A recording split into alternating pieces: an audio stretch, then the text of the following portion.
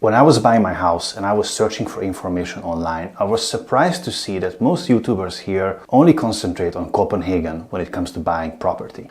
I believe this is wrong, and there's so much more opportunities outside of Copenhagen or even Aarhus.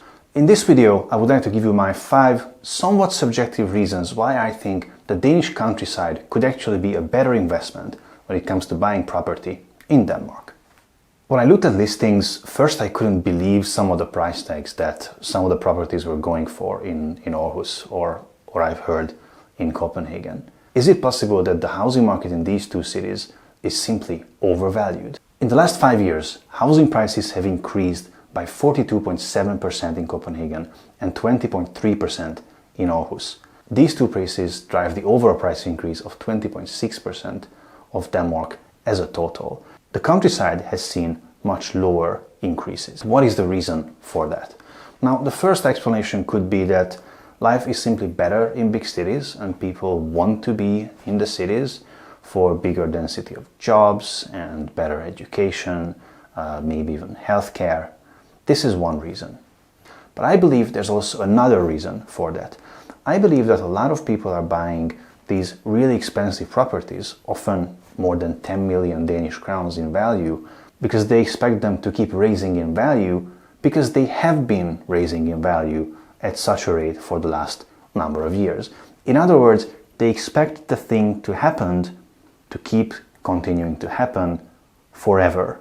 This is a very common investment pitfall that has preceded most of the bubbles and the bursts of bubbles, just like the year 2K dot-com bubble or the 2008 housing crisis. Now, are the markets in big cities overvalued? I don't know. You have to make that decision yourself.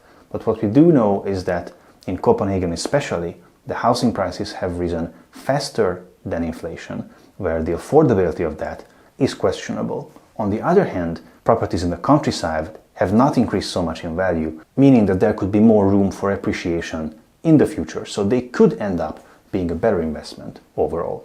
Now, the second reason is risk.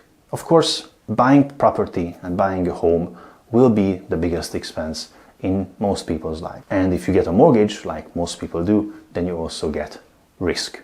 Now, Denmark's property system and mortgage system is quite generous, meaning that you can buy property with only 5% of your own money as a down payment. This is great.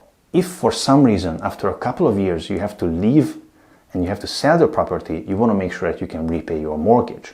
If you put 5% down and the property's value increases by 10%, then congratulations, you just tripled your money. Good for you. But on the other hand, if the property's value for some reason goes down by 10%, means that your equity in the home is now negative, meaning that if you sell, you cannot repay your mortgage, and that's bad. Now, that effect exists regardless of the value, of course. But of course, with the bigger the value, the bigger the risk. And when I was buying my house, there was only so much risk that I felt comfortable with taking. Of course, it's really difficult to lose money on property these days, but you never know. My third reason is that I think that these cities are not only overpriced, but also overrated. And we have to rethink what is necessary to live a happy and fulfilling life. I do understand that there's a bigger density of jobs in big cities like Copenhagen. I also understand that it provides more shopping opportunities, more coffee shops, and I understand that living in Copenhagen is cool, but what if I told you that there's actually people living outside these cities and there's things to do and people live a happy life? You may think that you have to be in the city in order to find work, especially if you're an expat and you are limited to English-speaking jobs. And you will think that these jobs only exist in these cities, but that's actually not true, and that's actually my experience that this is not true. Denmark is full of great companies that have offices there, and great companies that need labor. They need skilled and smart labor. Now, even if you do need to be in the city for work, you can probably cope with a 30-minute commute.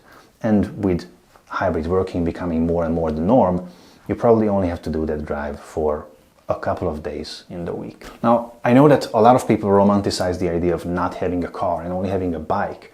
And you can probably do that in a city like Aarhus or Copenhagen. But it is my experience that having a car and having the flexibility that a car provides, has added so much value into my life that I just couldn't imagine going back. And also, if you look at the statistics, it is the reality that most families end up owning a car at one point. So if you already will have a car, then it's probably much cheaper to park it in less frequent places. Now, why is the countryside better than the city?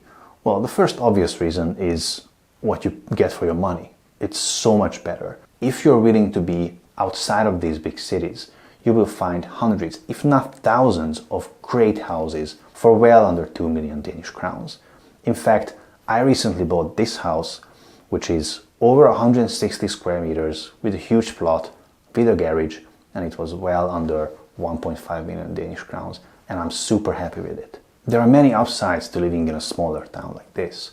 Of course, you won't be in the city center, you won't be next to the Little Mermaid, but you will be closer to nature. You will be able to go on some actual walks. You will enjoy the quietness that comes with these places, which I find invaluable.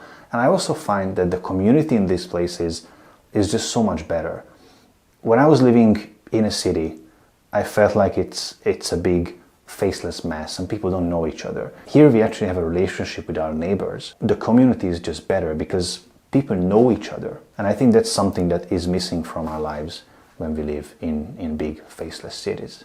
My last and maybe most important reason is related to free cash flow. Of course, your bank would love you to take the biggest mortgage that you can afford, because with the bigger mortgage, you are going to pay them more interest. But you don't have to, right?